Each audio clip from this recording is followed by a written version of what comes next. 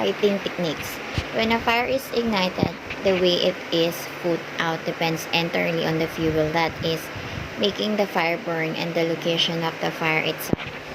There are several recognized techniques for tackling a blaze, and we are going to look through what they are and the different ways they are effective. One is the fog attack. Fog attack, the host uses a fog setting to extinguish a fire, ideal for closed compartment fires where there is no wind. This is used by fire brigades across the country and is lauded for its effectiveness in combating fire. This technique is used particularly in closed compartment fires, and it works by using the fog nozzles of the hose rather than a jet to extinguish the fire. This technique can be very effective in non-ventilated spaces, but where there is wind, its effectiveness is greatly reduced. 2 is direct attack. Perhaps the most widely known technique, this suffocates the flames as the water is aimed at the base of the fire. Aiming the stream of the fire at the base of the fire. This technique works best using a concentrated, powerful jet of water that suffocates the flames. In order for this to work effectively, the firefighters must have a clear and direct line of sight to the fire. If this method is used on the fire in a non-vented area, then there will be less steam and the fire will be extinguished faster. 3rd, indirect attack. Aim at the ceiling, the water drops down and extinguishes the fire from above.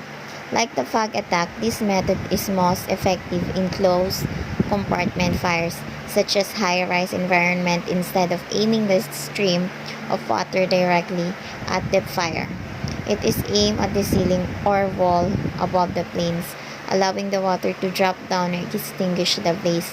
It works twofold. 1. The water will cool the ceiling, which disrupts the thermal balance, and the vapor will absorb energy. 2nd, the rest of the water falls like rain, which helps to extinguish fire. Combination attack. This uses both indirect and direct attack to combat the overhead gases, the flames simultaneously. This method consists of using both indirect and direct methods. One of the main benefits of this technique is that it simultaneously combats the overhead gases, as the indirect method does, whilst directly attacking the fire itself, extinguishing it quickly and minimizing the risk of its spread. The last one, the two lines in method. This uses two hoses and two teams, combining a fog nozzle and a solid stream of water. Used only for fires that are subject to high winds. This technique is used only for fires in high energy, wind-driven situations.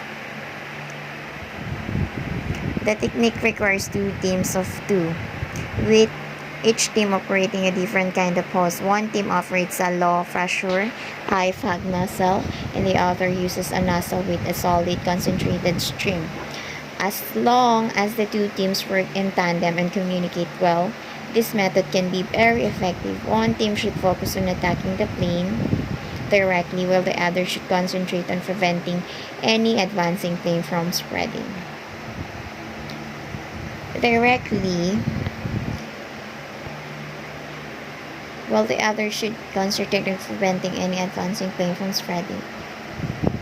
City Fire Protection are lending providers of fire safety equipment and training for business around the country. For more information, oh my god.